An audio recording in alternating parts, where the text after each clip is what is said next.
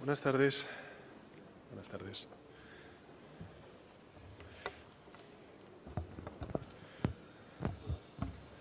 ¿Qué tal? ¿Les parece si quieren, damos comienzo a la rueda de prensa? En primer lugar, agradeciendo a los medios de comunicación el atender esta comparecencia. Quisiera, en primer lugar, expresar mi dolor y mi conmoción por el atroz crimen de Álex. En mi nombre y en el nombre del Gobierno de España quiero transmitir mi más sentido pésame a su familia, a sus amigos y a todos los vecinos y vecinas de Laredo. La sociedad española está consternada y, de nuevo, todo mi cariño a los familiares y a los amigos y al pueblo de Laredo. Comparezco, como saben ustedes, para exponerles los principales resultados, las principales conclusiones de la cumbre del G20 que ha tenido lugar en el día de hoy y en el día de ayer. Una cumbre que, como saben, tras un año y medio marcado por la pandemia del COVID-19, ha supuesto una cierta vuelta a la normalidad.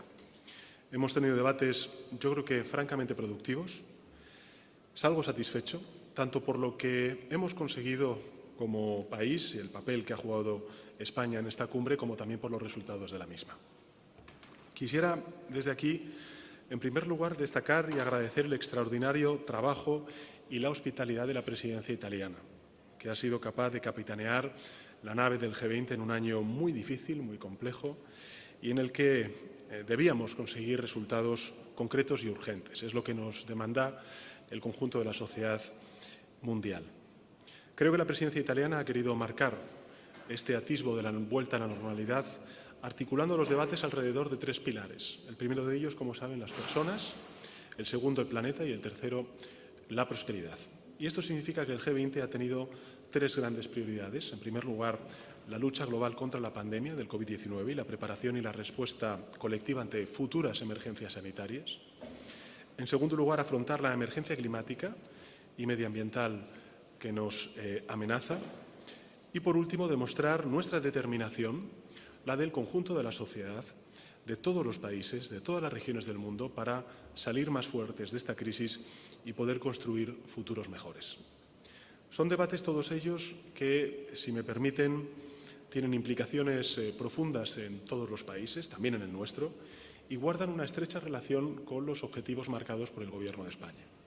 La transición ecológica, la transformación digital, la igualdad de género y la cohesión social y territorial. La intención de la presidencia italiana, que compartimos plenamente y apoyamos en todo momento, ha sido impulsar compromisos políticos y líneas de acción claras, concretas, que vayan más allá de las declaraciones de intenciones voluntarias. Y creo que entre todos hemos logrado ese objetivo.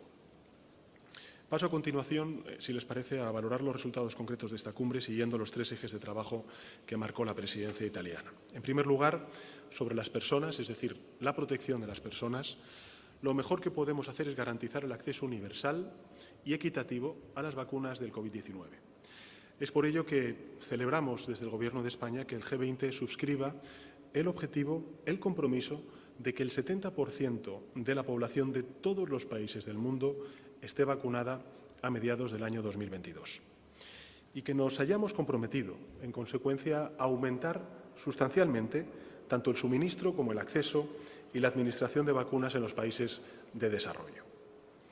Para contribuir, además, de forma tangible a este objetivo, el Gobierno de España ha anunciado que va a cumplir con su compromiso de donar 30 millones de vacunas hasta finales de año y que vamos a donar 20 millones de vacunas más en los primeros 3 meses del año 2022.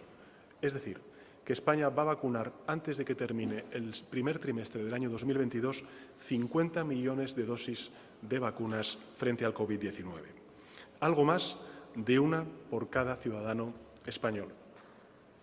En segundo lugar, para proteger el planeta, y antes de irnos en unas horas a la celebración de la COP26 en Glasgow, nos hemos puesto de acuerdo para incrementar el nivel de ambición de la comunidad internacional en los objetivos climáticos. En este sentido, ¿qué es lo que reconoce las conclusiones? Reconoce la importancia de mantener el objetivo de limitar el aumento de la temperatura a solo 1,5 grados al alcance. En segundo lugar, confirmamos la firme voluntad de los países del G20 de movilizar 100.000 millones de dólares anuales en financiación climática para los países en desarrollo y hacerlo lo antes posible. Y lo más importante, a mi juicio, y es que dejamos clara la urgencia de adoptar acciones con un impacto inmediato. La mejor prueba de ello es que hemos acordado poner fin a la financiación pública de nuevas centrales térmicas de carbón en el extranjero de aquí a finales del año 2021. 2021 debe ser, así lo ha interpretado el Gobierno de España en sus aportaciones al debate del G20, debe ser el año en el que el carbón quede relegado para la historia. España ya ha recorrido gran parte de ese camino. En los últimos años, como saben, hemos reducido la generación eléctrica de carbón en un 90% y en 2022 habremos desinstalado completamente el 90% de la capacidad térmica de carbón. Por tanto, el acuerdo al que hemos llegado este fin de semana, a juicio del Gobierno de España, es un acuerdo crucial para que otros también puedan andar el camino que hace 4 años emprendió el Gobierno de España. En tercer lugar, el G20 aspira a asegurar la prosperidad de todos y quisiera destacar especialmente la labor de los ministros de Economía y de Finanzas, también de su equipo, ejemplificada en 2 grandes avances que creo que son muy bienvenidos por parte de la comunidad internacional que hemos conseguido este mes y que se ratifican en la declaración que hoy hemos aprobado los países del G20. En primer lugar, el acuerdo alcanzado en el marco de la OCDE y del G20 sobre la tributación de las empresas multinacionales y un impuesto mínimo global. Creo que este es un hito muy importante por el cual ha trabajado intensamente el Gobierno de España y es el reflejo de nuestro deseo común de detener la carrera fiscal a la baja desde el punto de vista empresarial. Y, en segundo lugar, el acuerdo para crear un nuevo fondo en el Fondo Monetario Internacional, propugnado, entre otros países, por España, abierto a todos los países vulnerables, no solamente los de renta baja, también los de renta media, y que se llama el Fondo de Resiliencia y de Sostenibilidad, como ustedes conocen, que va a permitir acometer reformas y también inversiones para avanzar hacia un futuro justo y sostenible. Y en este sentido, desde el Gobierno de España celebramos el llamamiento del G20 a reciclar hasta 100.000 millones de dólares de derechos especiales de giro para nutrir este nuevo fondo y otros instrumentos ya existentes. Y en este sentido también España destinará el 20% de estos derechos especiales de giro que le asignaron en agosto del pasado a los fondos fiduciarios del Fondo Monetario Internacional. Repito, 20% de los derechos especiales de giro que se le asignaron a España en agosto a los fondos fiduciarios del Fondo Monetario Internacional los vamos a destinar a este propósito. Es decir, un mínimo de 350 millones de estos derechos especiales de giro para reforzar de inmediato el Fondo para la Reducción de la Pobreza y el Crecimiento y el resto para el nuevo Fondo de Resiliencia y Sostenibilidad una vez se haya creado. Y para concluir, permítame destacar 3 mensajes importantes que lanzamos en esta declaración y que me parece sustantivo subrayar. En primer lugar, el nivel de compromiso sin precedentes del G20 en la igualdad de género, el empoderamiento femenino, lo que demuestra que, a pesar de nuestras diferencias, todos reconocemos que nuestro futuro solo será sostenible si es inclusivo. Y, en segundo lugar, gracias también al impulso de nuestro país, tiene un enfoque sobre el fenómeno de la migración mucho más positivo al que hemos visto en anteriores declaraciones. Reconocemos la contribución de la migración internacional al desarrollo económico y, a su vez, la importancia de fomentar la migración ordenada, legal y segura. Por último, lo que hacemos también en esta declaración, para un país como España esto es importante, hay un mayor grado de compromiso para proteger la biodiversidad y el medio ambiente, desde la protección de los mares, de los océanos, hasta la lucha contra los crímenes medioambientales, pasando por la reforestación del planeta. Esto en relación con el G20, pero, como saben ustedes, también he tenido la ocasión de poder mantener reuniones bilaterales con distintos presidentes, primeros ministros de otros gobiernos, también directores de organizaciones multilaterales. Hemos mantenido reuniones bilaterales con mi homólogo argentino, con el presidente australiano, con el primer ministro canadiense, con el primer ministro de la India, hoy mismo, con la directora ejecutiva del Fondo Monetario Internacional, con la directora de la OMC, con el nuevo secretario general de la OCDE. También he tenido el placer de participar en distintas reuniones informales en los márgenes del G20, con los líderes europeos y varios líderes africanos, en la perspectiva de celebrar el próximo año una importante cumbre entre la Unión Europea y la Unión Africana. Y finalmente, pues ahora cuando terminemos esta comparecencia de prensa hay convocada por parte de la Administración estadounidense una cumbre global sobre la resiliencia de las cadenas de suministro. Bueno, quisiera también para destacar, en fin, en estas últimas palabras, creo que la importante labor de la presidencia italiana. También el honor que me ha concedido el primer ministro Draghi y el primer ministro Trudeau de poder participar en algunos eventos paralelos oficiales del programa de la cumbre, precisamente uno celebrado en el día de hoy con el príncipe Carlos. En fin, como conclusión, creo que esta cumbre del G20 logra trasladar un mensaje de confianza a la opinión pública mundial sobre el compromiso de las principales economías con una recuperación que tiene que ser fuerte, que tiene que ser sostenible, que tiene que ser justa, que debe ser inclusiva, y nuestra firme voluntad de hacer frente a los grandes retos globales del presente y del futuro. España yo creo que ha participado activamente en esta cumbre, así como en todas las reuniones preparatorias y ministeriales que la han precedido. Así que hacemos una valoración francamente positiva del resultado de esta cumbre. Y antes de ponerme a disposición, lógicamente, de los medios de comunicación, directora, agradecer sobre todo a los sherpas y a todas las personas que no son conocidas, pero que hacen posible el que podamos llegar a los acuerdos que son fundamentales también para ir creando pues, una suerte de acervo dentro del G20 de gobernanza multilateral. Y con esto y con ese agradecimiento a los sherpas, pues a disposición de los medios de comunicación. Comenzar, por ejemplo, con Sandra Gallardo de Radio Nacional, España.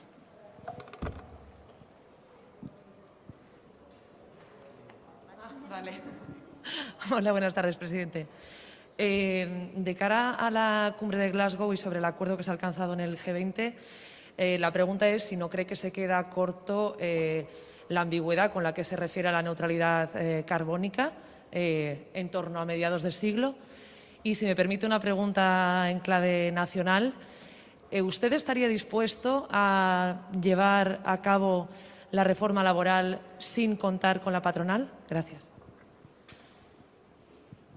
Bueno, muchas gracias, Sandra. Sobre la primera de las preguntas, creo que es importante efectivamente pasar a la acción. Lo ha dicho el presidente Draghi en las conclusiones. Es, por supuesto, relevante las declaraciones que podamos hacer en el marco del G20, pero sobre todo lo relevante son las acciones a las que nos comprometemos. Creo que el fijar el 1,5 grados me parece que es un compromiso relevante.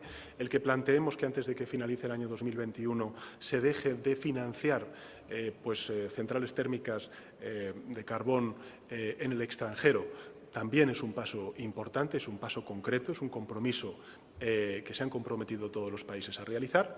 Y, en definitiva, también el que podamos en la cumbre de Glasgow, en la COP26, poner por fin en marcha un fondo de 100.000 millones de dólares para poder financiar esa transición ecológica en los países que ahora mismo no cuentan con esos recursos, también me parece que es relevante. Yo creo que hay, después de lo que hemos atravesado con la pandemia y después de haber tenido un encuentro por videoconferencia el año pasado y la imposibilidad de poder volver a encontrarnos físicamente, creo que desde el punto de vista de las expectativas de lo que habíamos pensado que podía representar la presidencia italiana, se han superado con creces, a nivel de compromisos, a nivel de ambición y, sobre todo, de hechos que vamos a tener y se van a poder medir si se han llegado a concretar, o mejor dicho, a realizar o no. Y en ese sentido creo que podemos darnos por satisfechos. En relación con la reforma laboral, miren, hoy cuando estaba en el G20 lo comentaba con algunos de mis colegas, estamos hablando de que tenemos que lograr una reducción de emisiones de CO2 para que el calentamiento del planeta no sobrepase el 1,5 grados. Saben que los 2 grados es lo que nos está marcando precisamente la comunidad científica como un límite que no deberíamos sobrepasar si no queremos que las consecuencias del cambio climático sobre el planeta y la habitabilidad del ser humano sobre el planeta sean dramáticas. Por tanto, en lo que estamos es ante un nuevo modelo productivo. Tenemos que hacer una transformación de nuestro modelo productivo, no solamente el de España, también el de España, pero el del conjunto de la economía global. Europa se comprometió en julio del año pasado, aprobando esos fondos europeos.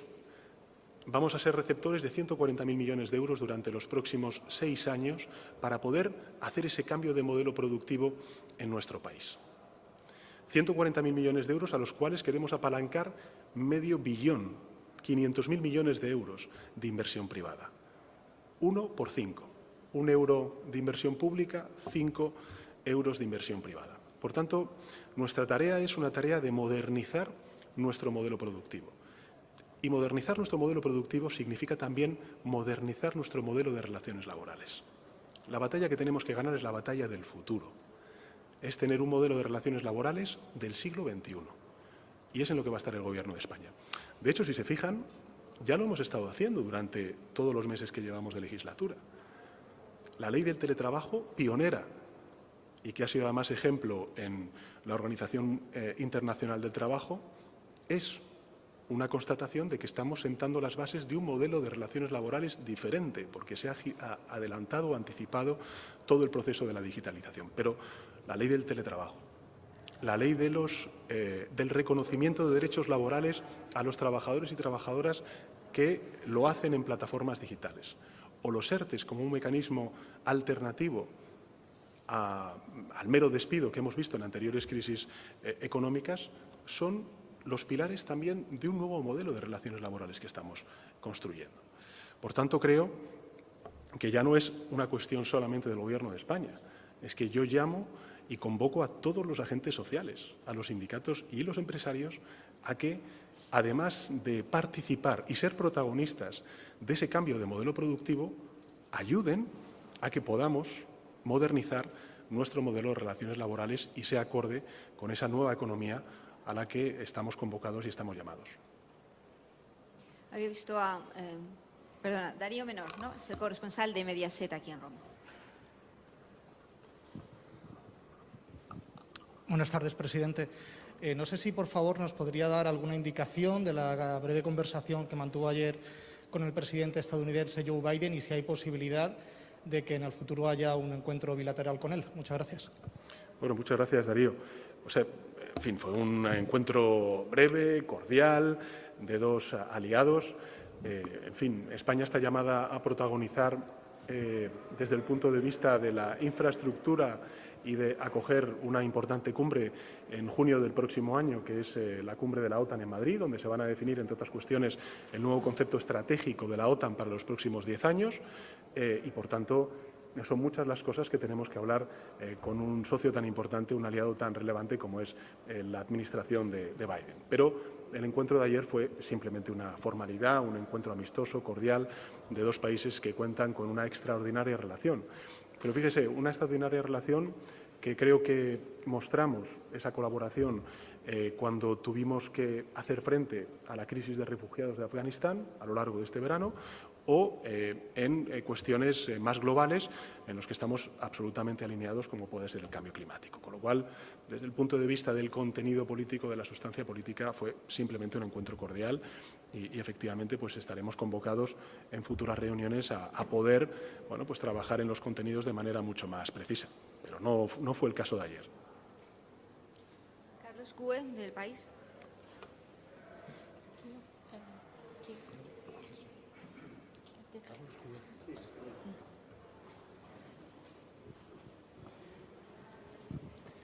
Sí, presidente, aprovechando lo que acaba de decir ahora, dice que la cumbre del año que viene si espera una reunión bilateral con Biden, no sé si en la Casa Blanca, en algún otro lugar, la primera reunión bilateral con Biden antes de esa cumbre, si hay algún trabajo para eso, si en esta, no sé, entiendo que ayer no, pero si en algún momento se está avanzando en esa línea y si en general ha visto usted en este G20 algún cambio de política, de eje de política internacional, precisamente por el cambio en Estados Unidos y la presencia de Biden. Y sobre la reforma laboral, me gustaría si pudiéramos hablar de contenidos. Ayer la vicepresidenta Calviño daba una serie de temas a discutir Pero ¿cuál es la posición del presidente en estos asuntos? Porque ya hay un documento en la negociación, hay un documento que lidera trabajo. ¿Está el presidente de acuerdo con ese documento, con esos puntos? Algo de contenido, pues sobre todo. Y en general, si cree que la coalición se puede llegar a romper por el tema de la reforma laboral. Bueno, yo creo que en relación con la primera de las preguntas del cambio que ha habido de la administración estadounidense, bueno, yo creo que hasta incluso ustedes lo pueden percibir, ¿no? En fin, creo que hay una apuesta clara, decidida por parte de la administración Biden de volver al multilateralismo. El hecho de que estemos a las puertas de la COP26 en Glasgow y tener una administración estadounidense que una de las primeras decisiones que toma es volver a los acuerdos de París, pues me parece que claramente es como la noche y el día. Y eso también se ha visto en los trabajos de los Sherpas, donde antes encontrábamos un escollo precisamente con la administración americana en todo lo que tenía que ver con el cambio climático, hoy ya no es tal, ¿no? Por tanto, desde el punto de vista, creo que del fondo y también de las formas, hay un cambio evidente que creo que, en fin, no descubro nada a los medios de comunicación si lo pongo de relieve, ¿no? En relación con la reunión bilateral que podamos tener el presidente Biden y yo mismo, no lo tenemos en la agenda, no está en la agenda. En todo caso, creo que ahora lo más importante que tiene el Gobierno de España en nuestra relación transatlántica es precisamente la celebración de la cumbre en el mes de junio del próximo año y también, pues, lógicamente, celebrar pues el acuerdo que ha llegado la presidenta de la Comisión Europea para pues levantar algunos aranceles que no estaban haciendo bien a la marcha de la economía europea ni tampoco a la relación transatlántica entre Europa y Estados Unidos. Sobre la reforma laboral, miren, insisto, creo que la batalla que tenemos que ganar es la batalla del futuro. Y España está convocada a modernizar su modelo productivo. Tenemos que cambiar nuestro modelo productivo. La pandemia lo que ha hecho ha sido acelerar muchos de esos cambios. Los hemos vivido en nuestras casas con la digitalización, lo hemos vivido también con el teletrabajo, lo estamos viviendo también en el ámbito de la transición ecológica y, por tanto, lo que debemos hacer como Gobierno es no solamente cambiar nuestro modelo productivo, sino también cambiar y actualizar y modernizar nuestras relaciones laborales. Esto es así. Y, por tanto, el momento es ahora.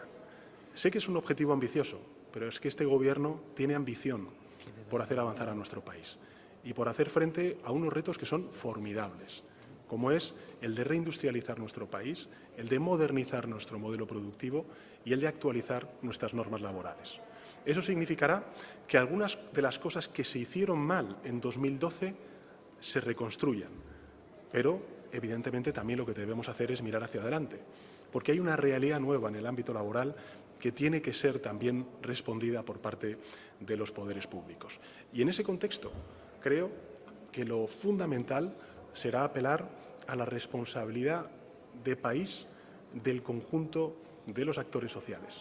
El que tengamos a los sindicatos y a los empresarios en ese diálogo, el que podamos llegar a un acuerdo con los empresarios y los sindicatos, será fundamental también para lograr esa actualización de nuestro modelo de relaciones laborales. Y en eso va a estar el Gobierno de España. Vamos con otro corresponsal, Joan Solés, de la cadena SER. Lleva el pobre allí al fondo, no se le veía la mano. Pero no he escuchado su nombre. Joan disculpe. Solés, de la cadena SER, corresponsal en Roma. Presidente, quisiera preguntarle si existe incomodidad en el Gobierno por todos los escándalos de Enrique Arnaldo y qué postura adoptará su Gobierno de cara al próximo martes, en que creo que se presentan todos los candidatos al Constitucional, ¿no?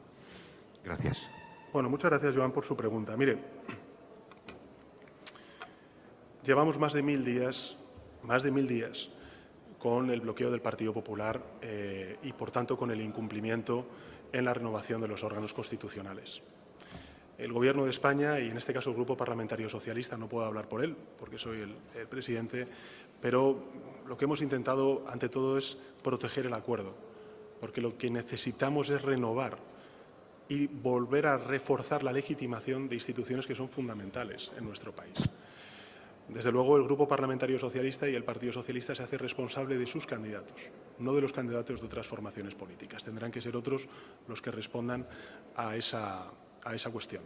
Desde el punto de vista de la propuesta que ha puesto encima de la mesa el partido que yo represento, pues desde luego creo que cumple con los criterios escrupulosos de profesionalidad y de excelencia en el desempeño de sus funciones. Vamos a hacer un último turno Sí. de preguntas. Antena 3, Bernabé Sánchez. ¿Se llama? Bernabé Sánchez Bernabé, se llama. disculpe. Sí.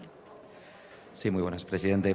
Habla usted de modernizar las relaciones laborales, perdona que insista con la reforma laboral, pero me gustaría saber si están de acuerdo en qué significa eso de modernizar las relaciones laborales todos los actores, es decir, si hay alguna contradicción entre, por ejemplo, lo pactado con Europa y el acuerdo de gobierno que tienen con Podemos, por ejemplo. Gracias.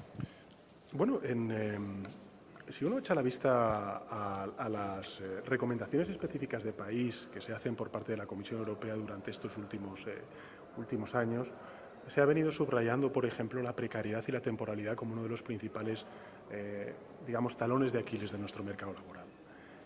Se ha venido también subrayando el alto desempleo juvenil que sufre nuestro país en términos relativos respecto a otras economías europeas.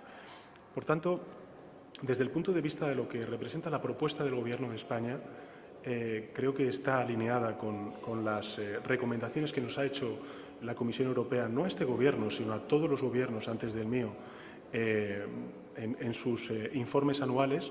Y yo, insisto, creo que lo más importante, lo que interesa realmente a los trabajadores y trabajadoras, aquellos que están formándose hoy o que están desempleados y están a la expectativa de encontrar un puesto de trabajo, es que la actualización y la modernización de las relaciones laborales que haga el Gobierno de España sea, bueno, si puede ser al máximo, con el máximo consenso de los agentes sociales y con el mayor de los diálogos. Porque, insisto, el momento es ahora. El momento es ahora porque es cuando estamos llamados a invertir todos estos recursos económicos para modernizar nuestro modelo productivo y, por tanto, tenemos también que alinear todas las políticas públicas y, singularmente, el modelo de relaciones laborales al desafío que tenemos por delante. Por tanto, vuelvo a repetirlo, la batalla que tenemos que ganar es la batalla del futuro. A eso estamos convocados. Insisto, este Gobierno va a tener que hacer reformas muy importantes de nuestro país. Probablemente haya personas que piensen que somos muy ambiciosos, pero es que los retos que tenemos por delante como país son formidables. Y este Gobierno y la actitud que yo siempre he mostrado como presidente es no la de mirar hacia otro lado, sino mirar de frente a los problemas y tratar de resolverlos. Y eso es lo que, honestamente, estamos llamados a hacer. Muchas gracias, presidente. Muchas gracias. No sé si nos veremos en la cumbre de Glasgow. Si nos vemos, pues buen regreso a España a los que nos vea y bueno, nos veremos mañana, imagino, por allí, en Glasgow. Un abrazo y gracias por vuestro trabajo.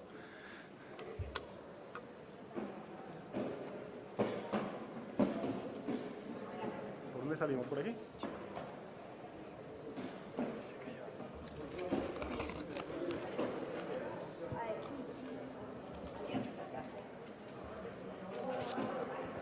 Gracias.